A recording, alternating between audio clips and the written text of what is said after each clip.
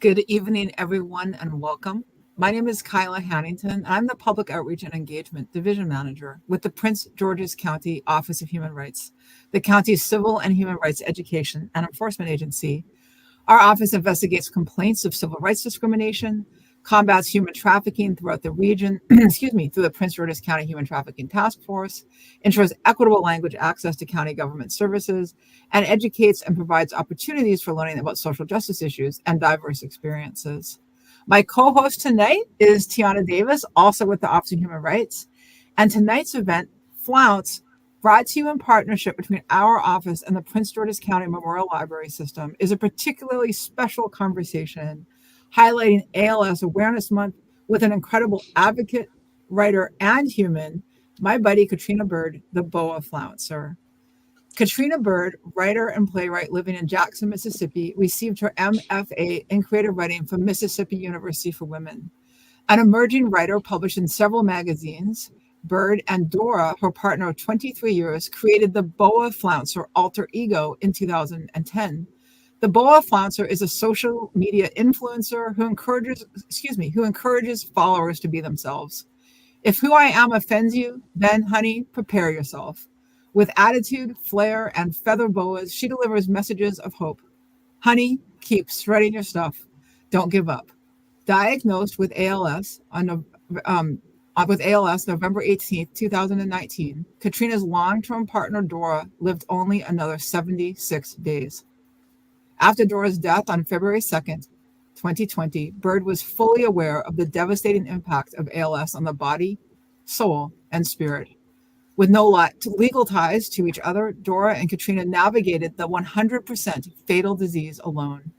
Byrd cared for Dora alone with no money, no family support, no real understanding of ALS, no understanding of how to navigate the healthcare system, and minimal equipment.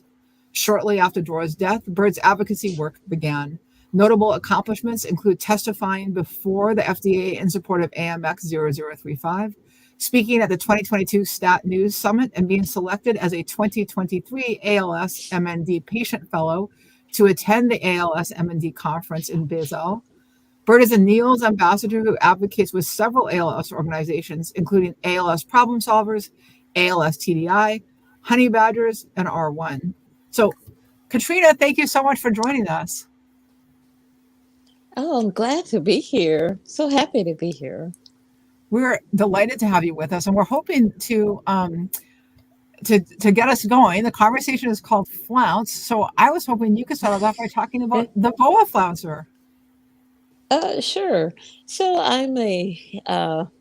I guess you would, I don't know if you would say immature actor, but I am kind of immature at it. And so I was cast in a play called The Red Hat Society. And it is based on the actual Red Hat Society of women over 50, and how they go out and have a great time and wear big red hats and purple and red and so forth. And that's exactly what the play was about. And so my character, I played Duchess, a 66-year-old diva who sang this song, My Oven is Still Hot. And in portraying that character, that was the first time I had ever held a feather boa in my life. And I liked it. One of the lines in the play was that it's never too late to tell your story. And so I was so committed to the show and to the character, and that when the show is over, I took a workshop with the Mississippi Arts Commission, and what they were teaching us was how to promote ourselves, on a small budget. And they said, you can start a Facebook fan page. And so I started one, but I had nothing to talk about because at the time I didn't have anything, published. And so I started talking about how my hair would match my boa and would match my shoes. And I talked about strutting and so forth.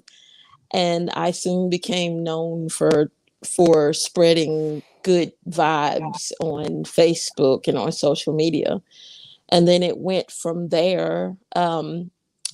There were several times when I attended funerals, Mhm. and like even of my Facebook fans, and I would show up to I had a fan who had lost her daughter, and I Mhm. showed up at the funeral. We had never met in person, and she saw the boa, and she was like, "Oh my God, Katrina!"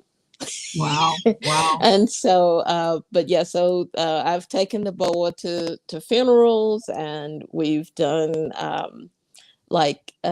parties or like teas at nursing homes. The Boa Flouncer would go in and perform and so forth. So that's kind of how she got started. And then would get messages on Facebook from people all across the world talking about how this character was just really important to them in their lives, and how they loved these all of these messages of support and encouragement. And so I just kept increasing it and tweaking it. And then, there came a time where we really needed to buy boas. So I got boas of all colors. And, basically, this is where we are now today. I Um, think the first time I met you, I got wrapped up in a boa, if I remember, a blue. I think you gave me a blue boa the first time we ever met, and that was quite a way to be greeted. Like it has an impact, the joy and the. I mean, what a nice way to be welcomed into someone's space. I'm just thinking about you arriving at this funeral for this person. To support this person, and how powerful that must have been for her. Yes, and I think, if one of the things that I'm doing in my life coaching business is trying to help people see that their lives, is a story, and you get to reflect on certain things that help to prepare you for the next step. So going to this funeral, of course, that was very difficult because, what if they thought I was mocking or being Mm, silly, at this very serious ceremony? Well, fast forward, to when I have my own devastation when Dora passed away. Of course, everybody was wondering, would I wear a boa? And I did not, but I did not wear black either. I wore a very beautiful blue and white. Um, it was, I guess, more like a formal gown, because this Dora did not expect me to come to that funeral all sad. We had gone through a lot together with navigating this disease, but also going to that funeral and then going to Dora's funeral, dressed happily. And now I'm in the ALS community with the mm, BOA. mhm. And that is, I think I think all of these other things have led to up to this point where people, see the boa, and it reminds them of happiness and laughter and inspiration. Mhm, mhm. Well, I'm going to ask one more, Tiana, and then I hand it over. But the other thing that I was hoping by way of introduction, because Dora is such a tremendous part of your story, and of course your advocacy work, and why you're with us here today. Can you tell us about Dora? Oh my. um, Dora is nice. She's kind. Um, she loved the New Orleans Saints. She had a sense of humor. So one of the things that she taught me how to do was how to wrap gifts, because I used to just use the little gift bags, and and go. Mhm, But she taught me how to wrap the gifts. And so I started wrapping gifts, and I would give gifts, special gifts to people and so forth and so on. And so one year I was trying to surprise her for Christmas, And because I'm visually impaired, and so she does all the driving, and then so it's kind of hard to surprise her. We pull up at the post office, and I go in, and I had ordered her some New Orleans Saints socks and a T-shirt, and I felt so defeated because I wanted this to be a surprise. And so I just said, "Well, Merry Christmas," and I handed her the box. And Okay. she said, "Uh-uh, Oh, no, ma'am. You take this back and you wrap my gifts like you do everybody else's." So I got some pretty black and gold paper, and I wrapped her gifts and sat them on the table here in the living room, for the next couple of weeks until Christmas came. So she was very, I don't want to say smart mouth, but wonderful sense of humor. She loved to talk about how things work. She loved to investigate how do computers work. One of the things she loved was woodworking, and she also loved recycling. And so there's a wood fence place up the street, about a mile up the street, and she would go and she would load the pickup. We would load it together with all these wooden, parts, bring them home, and break them down into boards. And so one year I decided to start making like raised flower beds, and I had made a lot of squares and rectangles, that kind of get me started on how to use the drill and everything, and they were great. And so one day during our morning tea, I announced that I wanted to make a triangle. all right. And she's like, "Well, what kind? An obtuse or right triangle?" And I'm like, "I just wanted to have three sides and to hold the dirt and the plant."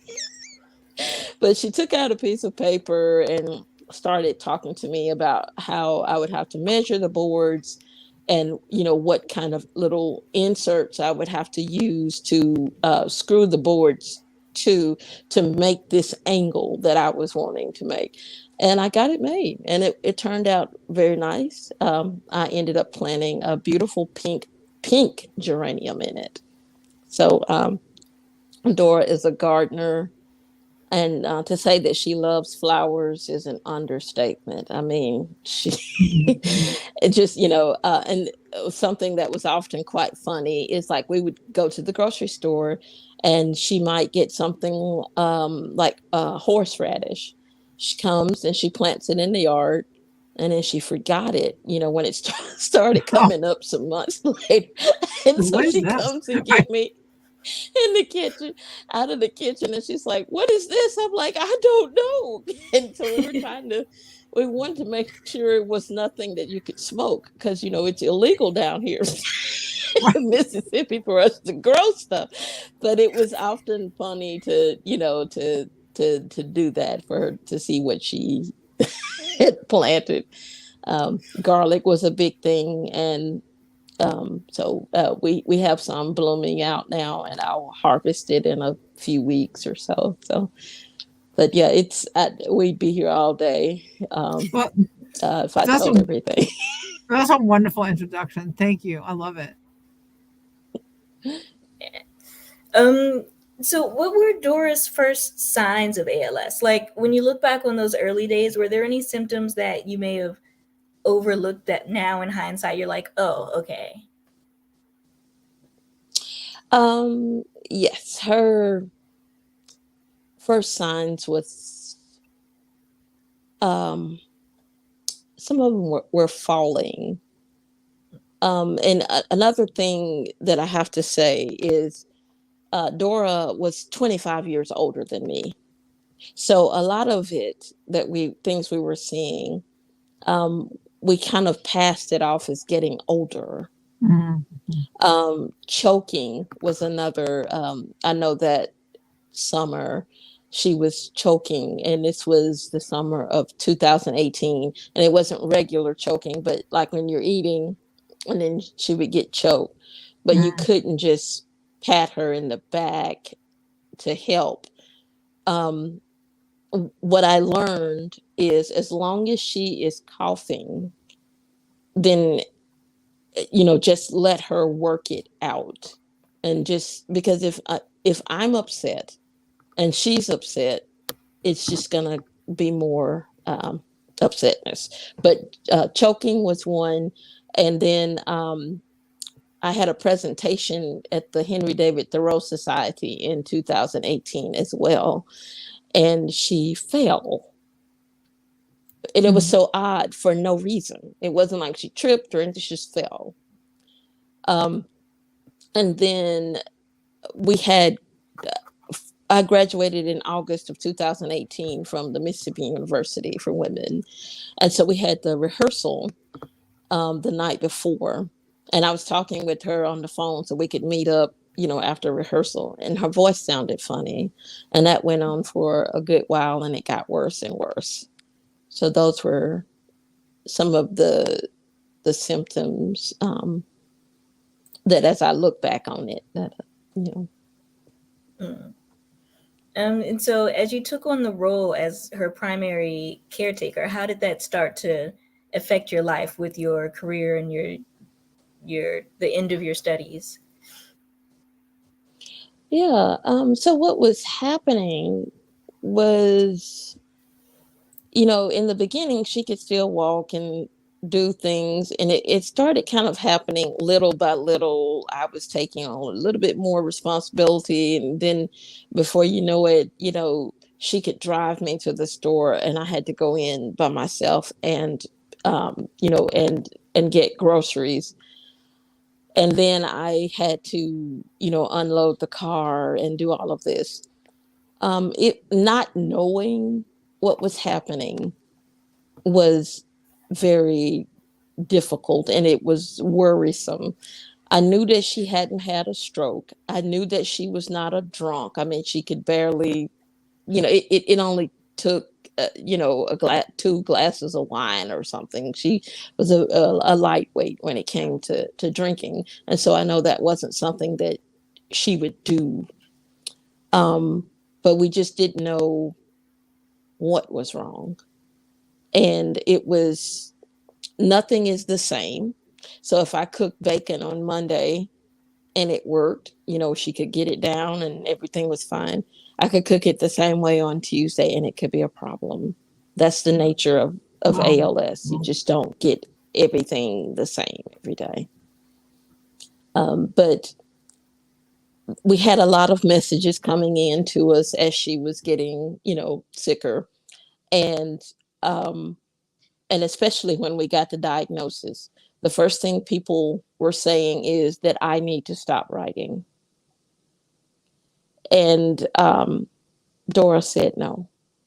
She said, I know this is a big job taking care of me and doing all of this, but if you can write while you're doing it, then do so. Don't stop writing. And so I didn't.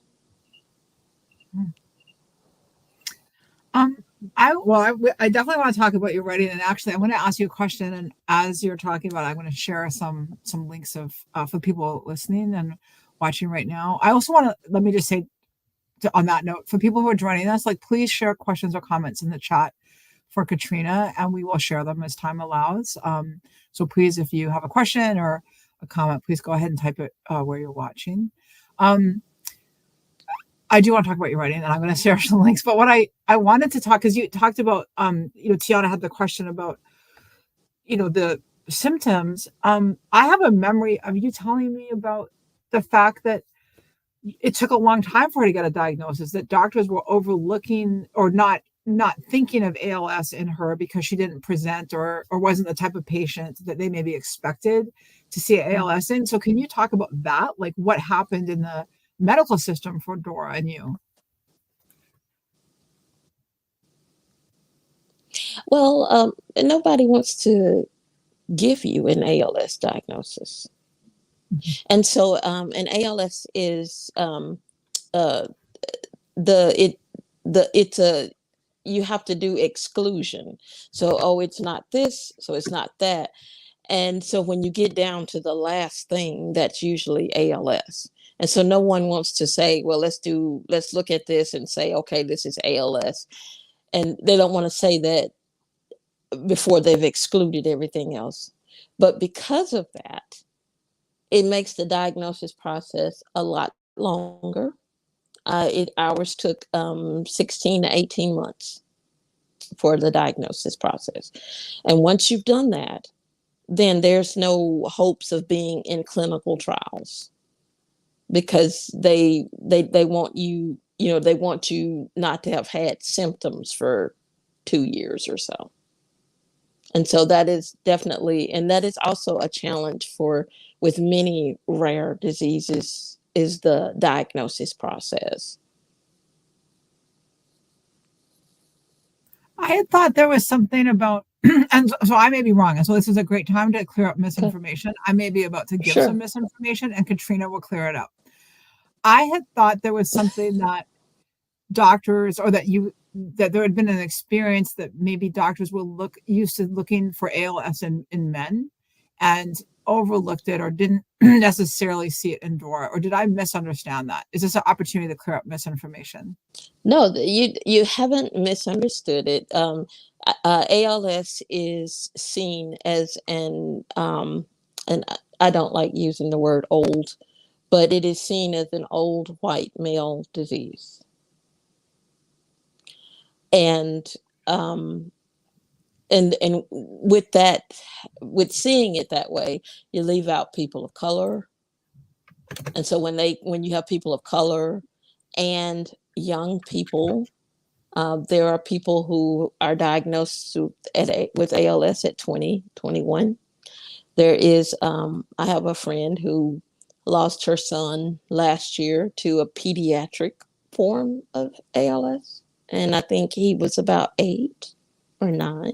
Wow. Oh, and my so goodness. when we narrow our focus on one group, we leave out a lot. There are some young women in the ALS community. They have a group called Her ALS Story. They are amazing young women. And, these ladies are at late 20s, early 30s, and they have this ALS diagnosis. One person who is very vocal about her diagnosis is Brooke Eby. And she's just walking her social media audience through this diagnosis and what it looks like, and as a young person.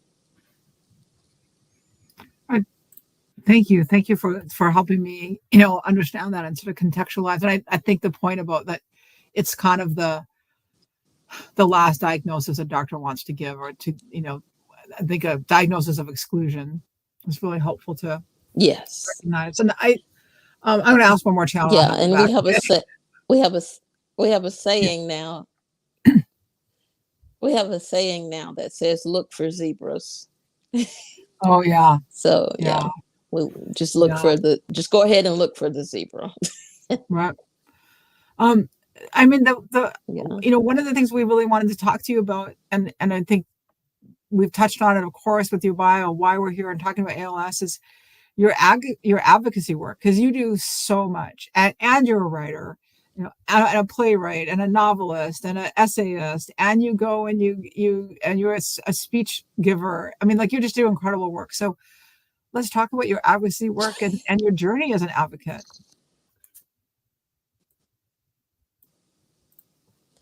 So when I started, I couldn't tell my story. I couldn't. I was just too traumatized to tell my story, or I couldn't even call it my story, because Dora was the one who had the disease, and I don't have the right. And I don't know if we have mentioned this, but Dora was white. And so we were a same-sex interracial couple in Mississippi. Mm-hmm. And we were just on the don't ask, don't tell. So we didn't go around telling people that we were a couple. Very few people knew. And as a matter of fact, a lot of folks didn't know until after she died. So I'm bringing this up because there was of course, some drama with the family here. at her funeral. And this is a lot of this is public knowledge. So if you look at her obituary, you'll see that I'm not mentioned at all. And that infuriated a lot of people here. And so when it came time for me to start doing the advocacy work, I had to make a decision to come out. I mean, just come completely out and be able to talk in situations like this and say, I was in a relationship with this woman, because I don't think it would not have been as truthful of a story or made as big of impact if I just said, oh, my friend, because this was a lot deeper than, we were a lot closer. But also I was fearful of what could happen with what the family could do, or, whatever, if I start telling this story. And so I had to grow and understand that this was my story. And just as Dora said when she was sick, that I was not to stop writing. She wanted me to continue writing. Then I had to find my way back to writing after she had passed away. And it took a long time. I think I got my first piece written and published about Dora in October of 2021. And I had to go through a lot of inner work. I typically thought of myself as just I didn't think of myself as really contributing to our relationship or whatever in a real way, because I was trying to see it the way other people saw it. And I had to understand that I have to see it the way our relationship, the way it was. So because I'm disabled, many people saw Dora as my caregiver. They didn't see us as equal. And so that was very hurtful, but I had to get past all of that. And that was very tough. It was very tough. I didn't realize how much I bought into that I was a burden to her and that I was this and that. But I did it, and it's a continuous work.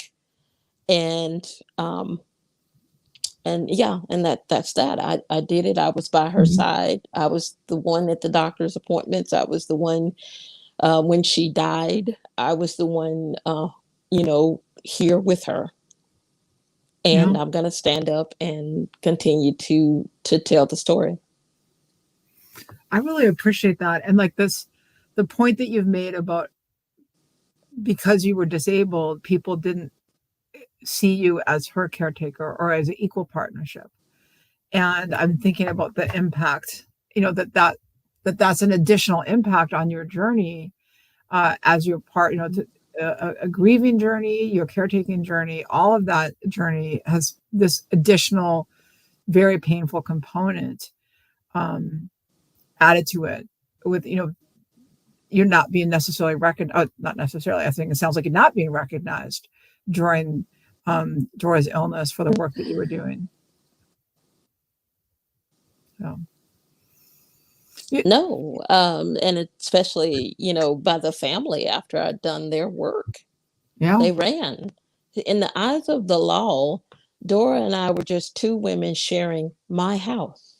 And that was the thing, that was the big thing that scared me to death, is the fact that, because when I see it, how it's seen legally, I really get an understanding of what I've done, and that I had no ties to her legally. There was nothing that said I had to take care of her. And that's what I kept telling myself. Oh, she was in my house. But no, I loved her and I took care of her. And that was a big, courageous thing, because I don't drive. I don't have money. Her family has a lot more money than I do. And I stayed. Yeah. And I will continue to celebrate that. Yeah, you definitely should continue celebrating that. being a caretaker is such a thankless responsibility. And, you know, a lot of people have your experience where, you know, other people who may have more time, more means, more opportunity, they sort of back away from that responsibility. So it does say a lot about you that you stepped up to the plate for that. Do you have any words of encouragement for other caretakers out there who are feeling, you know, similar to how you were feeling? I would say keep going. Don't stop. As you said, caregiving is a thankless job. And Dora also was a caregiver for many people, many people during her lifetime. And she in no way on this earth got what she deserved for how she showed up for people.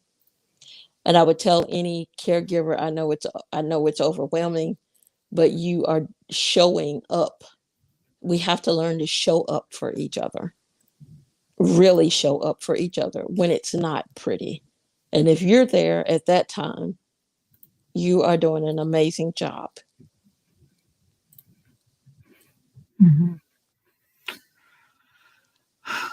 One of the things I know you've worked with a number of different organizations, and I was wondering, you know, we would love to share some resources. So also for people watching, we are putting links into the chat. Some of the links are more or less successful than other ones. So if they're very long and you can't click on them, just give me time. I'm trying to fix those for you.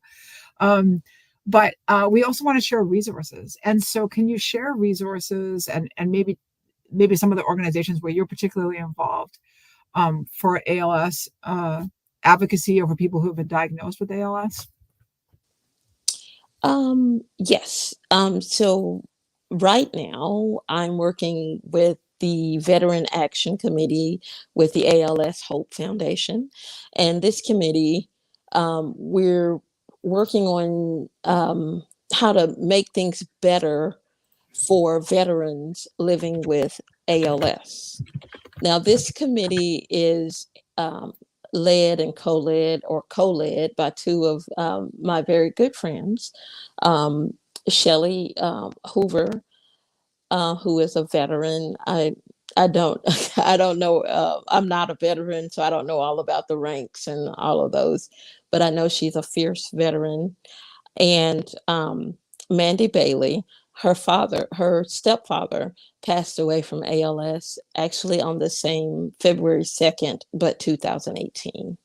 So, so that's one place where we work, and anybody who loves veterans can come and help on that committee. Another one I work with is the Honey Badger Collective, and we're kind of just we work on different projects. It's where people with ALS and people and caregivers, we all come together and we give a report on all the different work that we're doing with different organizations. Uh-oh, sorry, my It's all right. phone fell. Live theater, anything happens. And I work with the ALS problem solvers, and we're an agnostic group, and we're trying to look at the difficulties and the challenges within the ALS experience, and trying to figure out how to approach some of these challenges. I am with, I'm a NEALS research ambassador, and this is the Northeast ALS Consortium. I tell you, it's a lot of names to keep up with here. This organization, I got, they have a class that you can go to. You have to apply and all of this, and you can get certified as an ambassador. And what you learn in this class is you learn how to read research articles, you learn how to communicate with researchers, you learn about drug development. And so it's like a big master class, maybe 2 or 3 days. And then when you're complete, you get the opportunity to be able to serve on some boards for pharma or for platform trials and so forth. And so it just kind of gives you, you get to work um, deeper in the ALS community. And last year I served on the panel at the NEALS annual meeting. I was also a 2023 patient fellow, which was ALS MND patient fellow, which was an amazing. So that basically being a part of this group or being chosen as a fellow, it turned my advocacy then from national to international, which was just amazing to communicate with people from other countries and hear about their challenges and learn more and just kind of compile our knowledge and so forth and working together. So I will also be talking a bit more about my experience as a patient fellow and flying to Basel, Switzerland by myself for the first time. It was first time ever leaving the country. When I got to the airport here in Jackson, the guy at the ticket counter took my passport and he was teasing because it was so stiff and he was smelling it and saying it smells new. So, so it was quite an experience. Yeah, like can you? I'd love to hear more about that. Can you tell us a little bit? Like you went to Switzerland, right? Switzerland. Yes, I did. And, I went to Basel, Switzerland. Yes. and so, how was that whole experience? Like, your first time leaving the country, going on, and being an international advocate and ambassador. What was that like? That was amazing. I had to overcome a lot of inner stuff. Um, so I think one thing that I haven't mentioned is that I live well below the poverty line. So below the poverty line, I can't even wave at it and have it wave back at me. And so the idea that my first time out of the country would be in Basel, Switzerland, was just mind blowing. So the first thing I had to do was get a passport once I had been accepted into the patient fellow program. And this was around the time when we were, another government shutdown was being threatened. And I was like, oh my goodness, now that I've paid, all this money that I didn't have for this passport, will it not come in time because the government might shut down? But it came on time. And even with the patient fellow program and some Flounce donors helped me to go. And one of the things I don't mention much, but a few weeks before the trip, I was so low on cash that I didn't have much food. And so I had to, and this is one thing about the ALS community that's beautiful.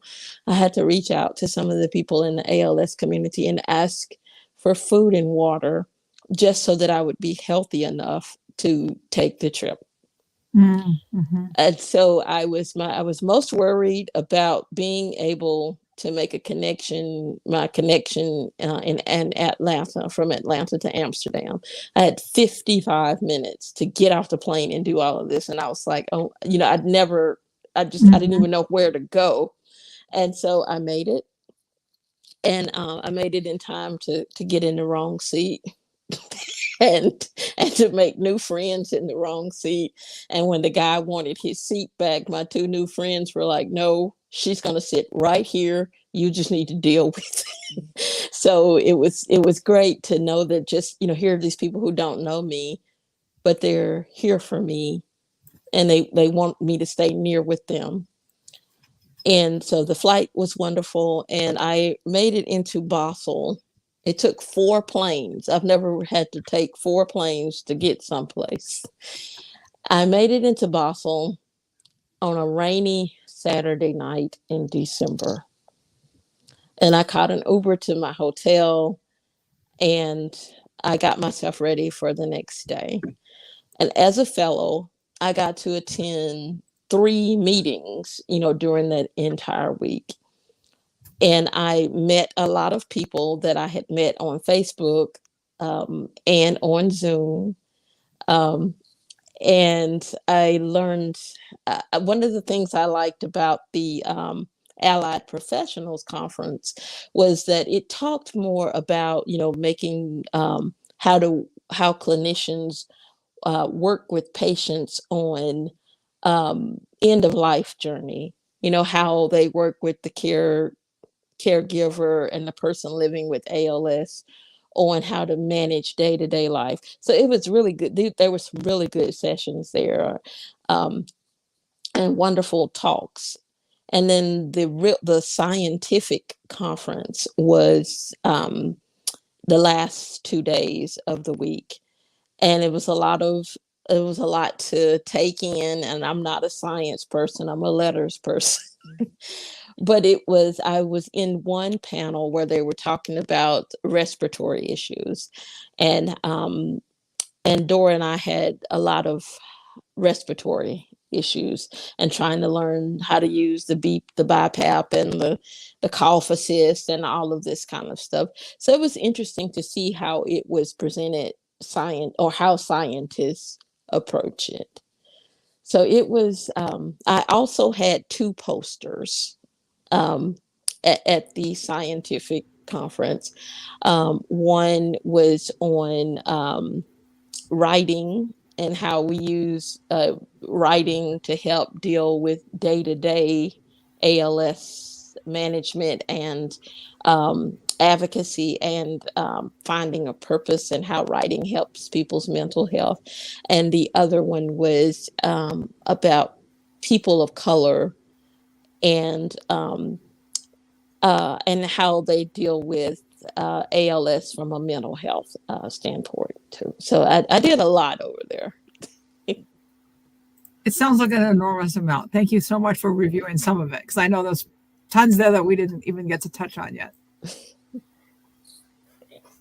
Um, I want to go back to the Boa Flouncer for a bit. What was the process like of turning on the Boa Flouncer? Like the first few times you stepped into the character, like how did you get into the mode where you were like, I feel comfortable doing this in public, and like how long did it take you to get to a point where it wasn't even a thought anymore?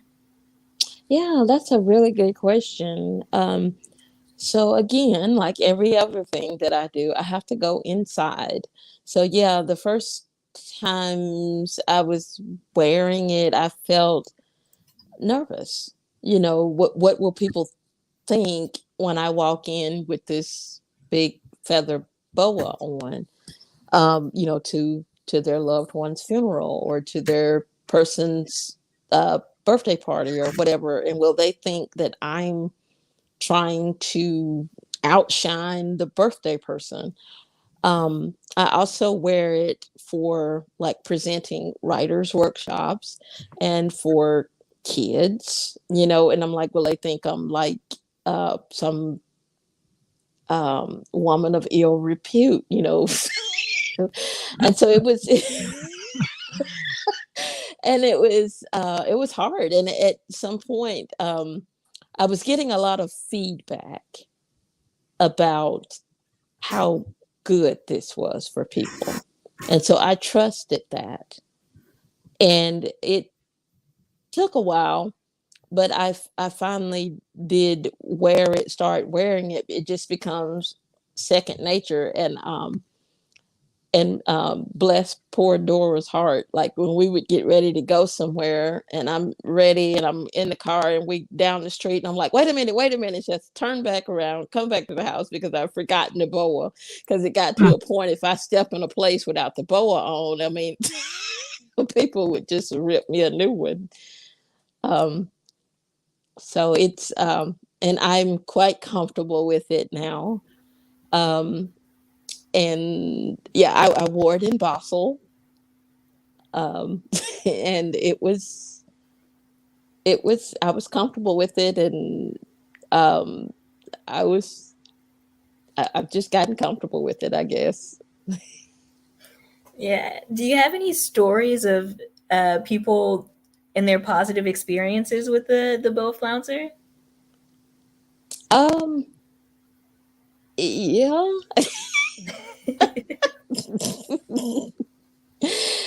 I do.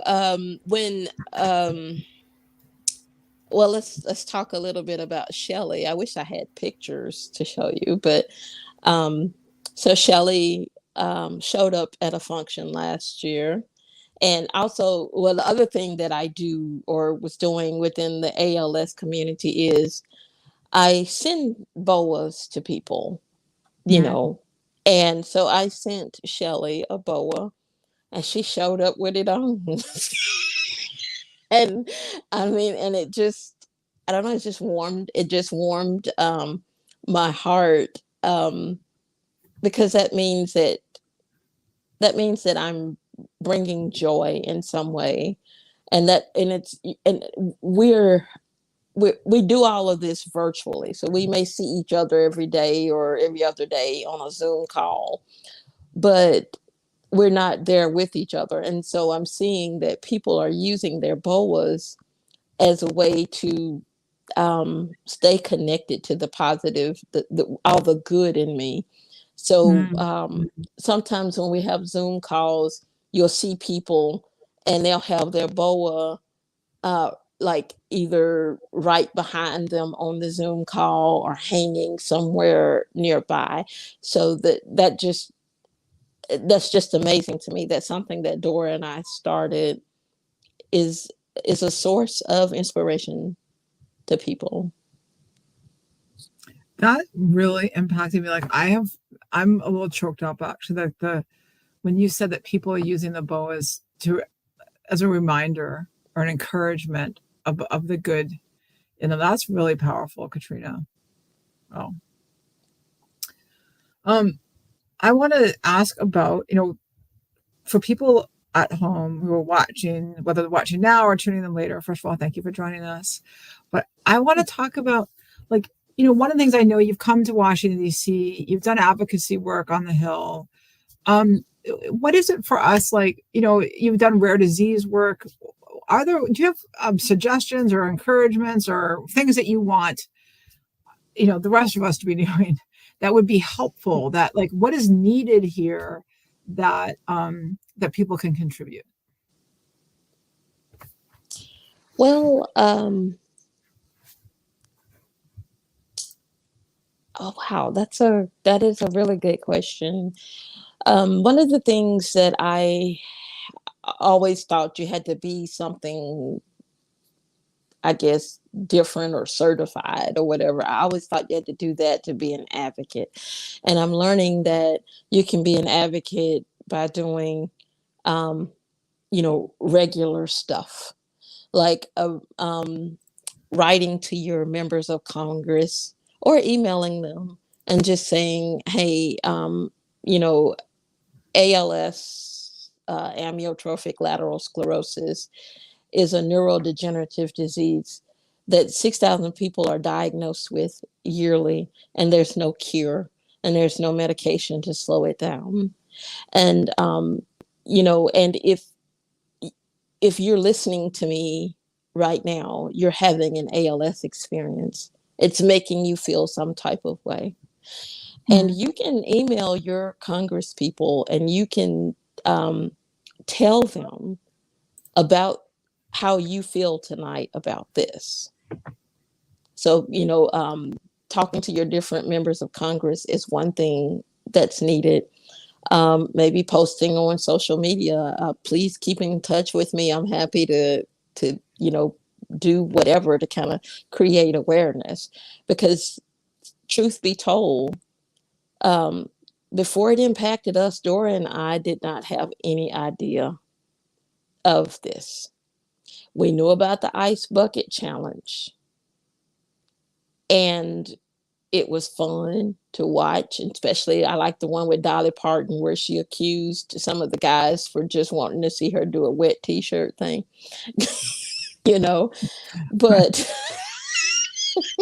but I would say if you, do research, and if you decide to do the ice bucket challenge, think about, why you're really doing this and what's really happening in this situation.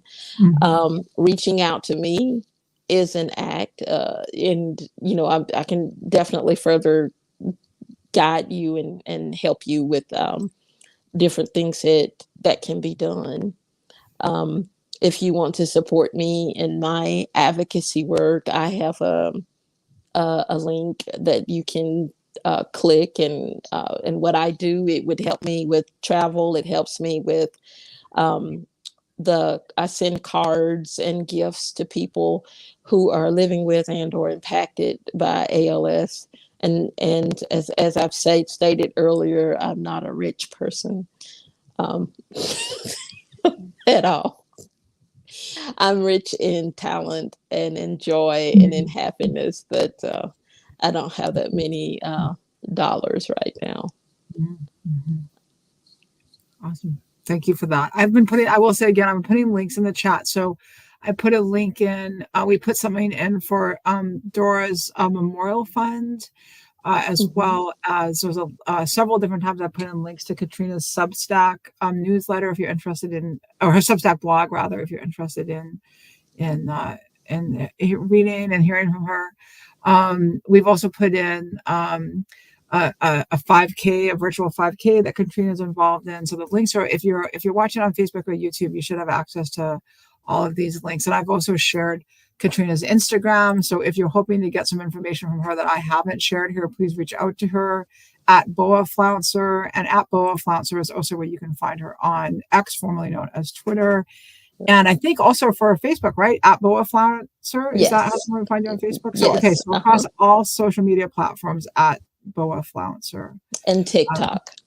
Okay, I forget about TikTok. I'm sorry. I'm 50 years old. I forget about TikTok. Okay. So, thank you so much. This has been awesome. We're not done, but I really appreciate you. Just gave us so much information. And so I really want to take a moment to just acknowledge all the information that you have shared, useful things and things to think about, and advocacy organizations. You've just been a phenomenal resource. So I really want to take a moment and honor that. Thank you. And I do want to talk to you about your writing. You've done so much incredible work. I've also put a couple of links in the chat feature. I will say people who are at home might be like, some of those links are too long. I can't click them. That is true. And I've been searching for some better links. The very long ones, just ignore.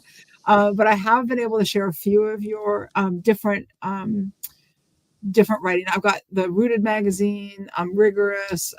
So there's a few different things we put out there. But what I wanted to talk about is just your incredible writing. You've done so much. And I also know you have a novel that is on its way to completion. And I was hoping you could just take a few minutes and talk to people at home who haven't had a chance to read you yet about your writing. Okay. So I am by trade a fiction writer and a playwright. And so I've never taken a creative nonfiction writing course in my life. So all of this is new to me. And it's more difficult to when you become the main character of your stories. Yeah. And so telling me and Dora's story has been difficult. But I did it. And I've got several pieces out there, essays about our experience with ALS and with life and with healthcare bias and that type of stuff.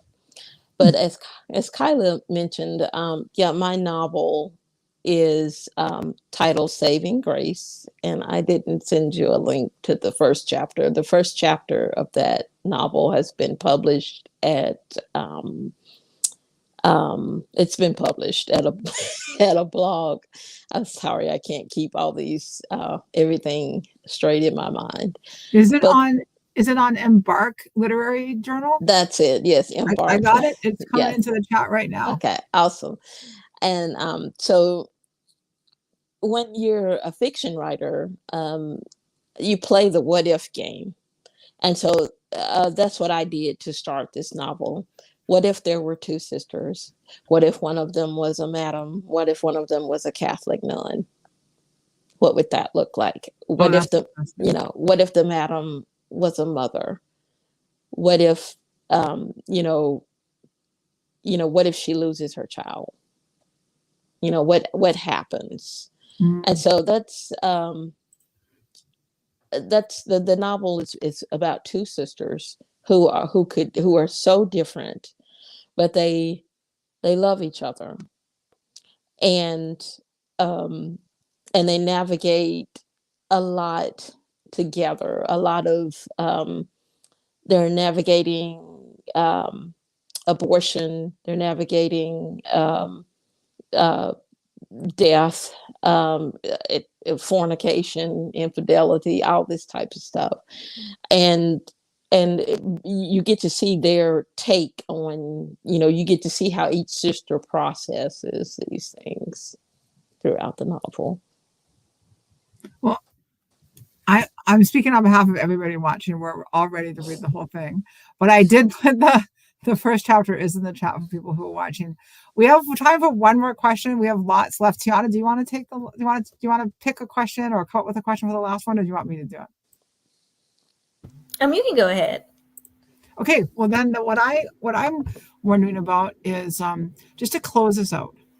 Do you have words of encouragement or advice for other people who are looking to make a difference, whether it's people who are caregivers or people who are experiencing illness, or just, people who are not at that stage of life yet, although, really we all get there, but are impacted in other ways and really want to make a difference? Like, do you have any encouraging words? I would say go for it. Just go for it. You already have everything you need. You already have everything you need to make a difference. And to understand, language plays a big part in how we conduct our lives, how we talk to ourselves, what we say, what words we use. And so define what making a difference is to you. Making a difference can be writing letters. One of the things I told Dora's really good friend, Dr. Catherine Fries, was the fact that she not just sent one card, but that she continued to send cards made a difference. Mm-hmm. So sending a card or sending cards, letting people know you think about them, you're making a difference. And you never know how far that difference will go or how big it will be. Mm-hmm. I cannot remember the author's name, but I do remember seeing this movie at a Jewish film fest called Blessed is the Match. Every fire is started with just one strike of a match. So go out there and be bold. That is great. That is great. Thank you so much. I mean, you are just such a wonderful, wonderful person. We've been delighted to have you. I am putting on the screen our office's email, ohrstaff@co.pg.md.us. I'm going to leave it up here for a minute. If anybody's wanting to reach out to Katrina, has questions, wants more information, and those is either overwhelmed by the volume of links that I put in the chat, or just is having trouble with all of them making sense, reach out to us by email. My name is Kyla, Kyla. You can address your email to me, and I will make sure that Katrina gets it, or we'll do our best to answer those questions. I'm going to just take a minute now to close. I want to first of all thank the library system, who are our partners for this event, and they are as always fantastic and let us use their platforms and are great co-hosts with us. I also want to thank all of you for tuning in. You are why we do what we do. Thank you for joining us tonight and for your interest in this program with Katrina and all our programs. We really value you. And on that note, if you'd like to get on our email list, you can also write to that same email that's sitting on the screen and ask me to put you on our email list. And you can find out, we send out an email about once a month, and you can find out what we're up to. And lastly, Katrina, you are awesome. I am so grateful you spent this last hour with us. You're just a joy. Like, my heart is lifted every time I talk to you. Like, your spirit, your kindness, and of course the work that you do, and the gift of you out into the world is enormous. And that fact that Tiana and I got to be with you has been a privilege. It's been wonderful to be here. Thank you. All right. Good night, everybody. And again, thank you so much for joining in, and we'll see you soon.